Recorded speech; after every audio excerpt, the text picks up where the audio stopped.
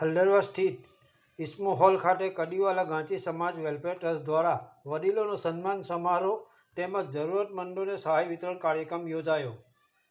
ભરૂચના પાલેજ નજીક આવેલા કરજણ તાલુકાના હલ્દરવા સ્થિત ઇસ્મો હોલ ખાતે કડીવાલા ગાંચી સમાજ વેલફેર ટ્રસ્ટ દ્વારા સૈયદ હઝરત રફીકુદ્દીન પીરજાદા સાહેબની અધ્યક્ષતામાં વડીલોનો સન્માન સમારોહ તેમજ જરૂરતમંદો માટે સહાય વિતરણ કાર્યક્રમ યોજાયો હતો। કડીવાલા ગાંચી સમાજના જરૂરતમંદોને સહાય વિતરણ કરી એક ઉમદા અને સરાહનીય કાર્ય થકી અન્ય સમાજ માટે પ્રેરણાદાયી બન્યા છે। કાર્યક્રમના પ્રારંભે ઉપસ્થિત મહાનુભાવોનું પુષ્પગુચ્છ અર્પણ કરી સ્વાગત કરવામાં આવ્યું હતું। સાથે સાથે સમાજના વડીલોનું શાલ ઓઢાડી અને પુષ્પગુચ્છ અર્પણ કરી સ્વાગત કરવામાં આવ્યું હતું। સૈયદ હઝરત રફીકુદ્દીન પીરજાદા સાહેબે મીડિયા સમક્ષ નિવેદનમાં જણાવ્યું હતું કે કડીવાલા ગાંચી સમાજ જે એક કચરાયેલો વર્ગ છે, એમના સંતાનોને ઘણી તકલીફ પડતી હતી, એટલે તેઓએ મને કહ્યું અને અમે સહાયરૂપ બનવા જઈએ છીએ। આજના સંમેલનમાં કડીવાલા સમાજ થકી કડીથી કડી મળી છે અને હું કડીવાલા ગાંચી સમાજનું સંગઠન છેલ્લા 30-40 વર્ષથી જોઈ રહ્યો છું। અહીં શરૂઆત 5 વર્ષથી થઈ છે। મારી દુઆ છે જે તેઓએ સરાહનીય કાર્ય કર્યું છે। કડીવાલા સમાજના વિદ્યાર્થીઓને મેડિકલ ક્ષેત્રે જવું છે, તેઓને એડમિશન મળી શકે છે। સમાજના સેક્રેટરી મહેબૂબભાઈએ મીડિયા સમક્ષ નિવેદનમાં જણાવ્યું હતું કે અમે સમાજમાં જે જરૂરતમંદ લોકો છે તેમને મદદ કરવા માટે અમારા સમાજમાંથી જે જકાત અને લીલા ફંડ આવે છે એ ફંડમાંથી સમાજના જરૂરતમંદ લોકોને મદદ પહોંચાડીએ છીએ। જેમ કે શૈક્ષણિક સહાય છે। શૈક્ષણિક સહાય આજકાલ ખૂબ જરૂરી થઈ ગઈ છે। માનવી શિક્ષણ પ્રાપ્ત કરશે તો સવાલ કરશે અને સિસ્ટમ સાથે પણ મેચ થશે। જેઓને રોજગાર માટે ખૂબ તકલીફ પડે છે તેઓને સામાન આપીએ છીએ। બહેનો માટે સિલાઈ મશીન આપીએ છીએ। અમે શિક્ષા માટે સહાય આપીએ છીએ। અગાઉ પણ આયોજિત કાર્યક્રમમાં અમે સહાય આપી હતી। યુવા પેઢીને મોબાઈલનો સકારાત્મક ઉપયોગ કરવા વિશે અપીલ કરી હતી। યુવા પેઢીને વ્યસનથી દૂર રહેવા તેઓએ વિશેષ અનુરોધ કર્યો હતો। સમગ્ર કાર્યક્રમને કડીવાલા ગાંચી સમાજના અધ્યક્ષ, ઉપાધ્યક્ષ, સેક્રેટરી તેમજ સદસ્યોએ ખૂબ સારી જહેમત ઉઠાવી સફળ બનાવ્યો હતો। કાર્યક્રમના અંતે સૈયદ હઝરત રફીકુદ્દીન પીરજાદા સાહેબે દુઆ ગુજારી કાર્યક્રમનું સમાપન કરાવ્યું હતું। Bureau report, Karjan. अस्सलाम वालेकुम दर्शक मित्रों, आज हल्दरमा गामे एक कार्यक्रमनी अंदर गांची समाज साउथ गुजरात નું એક સંમેલન રાખવામાં આવ્યું હતું।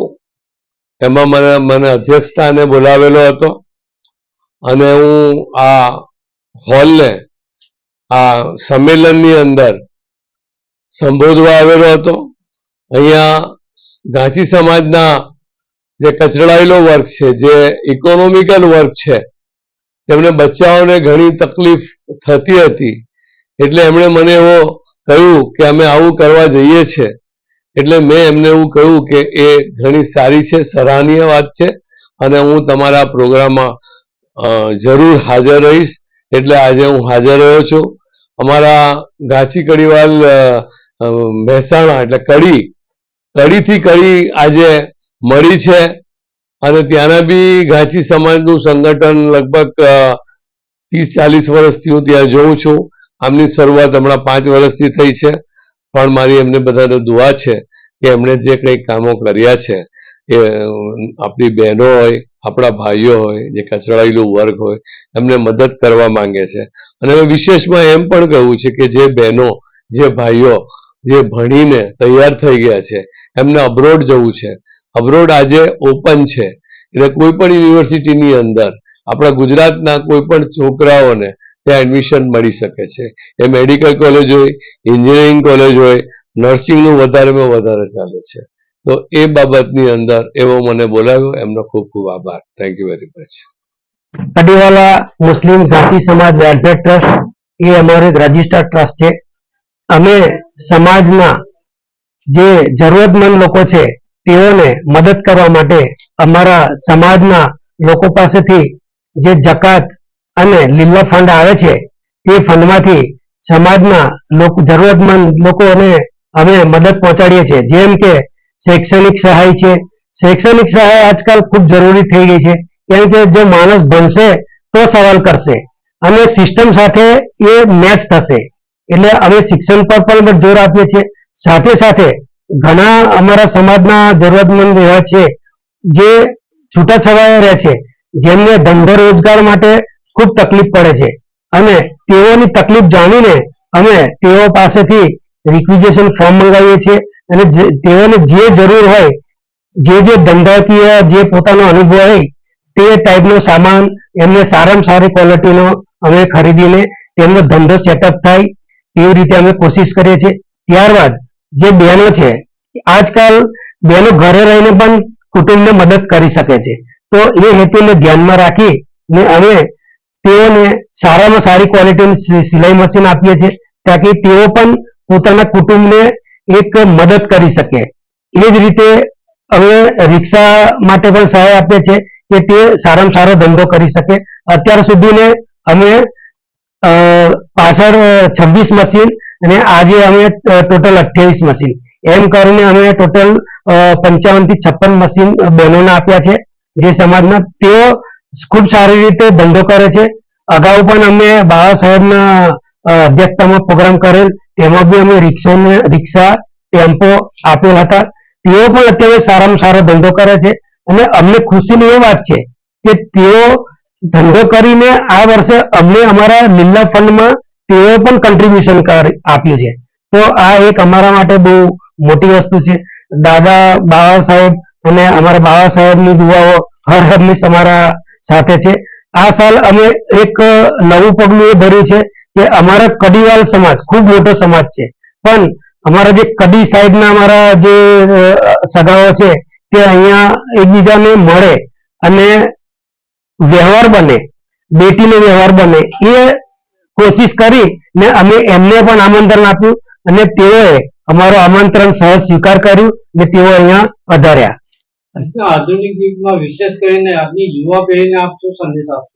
યુવા પેઢીને મારો એક જ સંદેશ છે કે આજકાલ મોબાઈલનો વીઆઈ બહુ વધી ગયો છે. મોબાઈલનો તમે બે યુઝ કરી શકો, એક તો ખરાબ ને એક સારો. સારા મોબાઈલનો તમે યુઝ કરશો, તમે એટલું બધું અંદર મળે છે તમારે ભણતરને લગતું, તો એનો ઉપયોગ કરીને તમે ટેકનોલોજી સાથે ચાલો અને નવી નવી જે શોધ થઈ રહી છે એને તમે જાણો, વિશ્વને જાણો. તો મોબાઈલ, બીજું કે વ્યસન, આજકાલ એક મોબાઈલમાં ગેમનું વ્યસન થઈ ગયું છે, પ્લસ લોકો વ્યસનના રવાડે પણ ચડી ગયા છે. તો અમારી યુવા પેઢીને એક જ અપીલ છે કે સ્વસ્થ રહો અને સારો ખોરાક લો, પણ તમે વ્યસન પર ના ચડશો. અસલામુઅલૈકુમ. અમે આજે અહીંયા આવ્યા છે કડીવાલ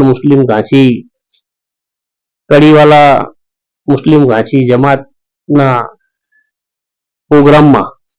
અમે છે ઉત્તર ગુજરાતના મહેસાણા જિલ્લાના કડી ગામથી આવ્યા છે ને આજે અહીંયા ઉત્તર ગુજરાત અને મધ્ય ગુજરાતના ઘાંચી સમાજના આગેવાનોના આમંત્રણને માન આપીને પધાર્યા હતા. એનો મુખ્ય અમારો એક જ હેતુ હતો કે ઉત્તર ગુજરાત ને મધ્ય ગુજરાતના ઘાંચી સમાજના ભાઈઓ એ એકબીજા મળે, કડીથી કડી મળે ને અમારા પીરો મુર્શિદના એમની આગેવાની હેઠળ અમારા એકબીજાના જે વર્ષો જૂના જે વ્યવહારો નથી એ પૂર્ણ સ્થાપિત થાય ને અમારા બેટી વ્યવહાર એકબીજાના ભાઈ ભાઈ વચ્ચે જે ફરીથી જે વ્યવહારો થાય એ માટે અમારે અહીંયા આગળ પ્રયત્ન કરવાના છે અને એકબીજા મળીને આગામી દિવસોમાં અમે આ સમાજના સંગઠન માટે, પ્રગતિ માટે સૌ સાથે મળીને પ્રયત્ન કરીશું એવી અમને આશા છે.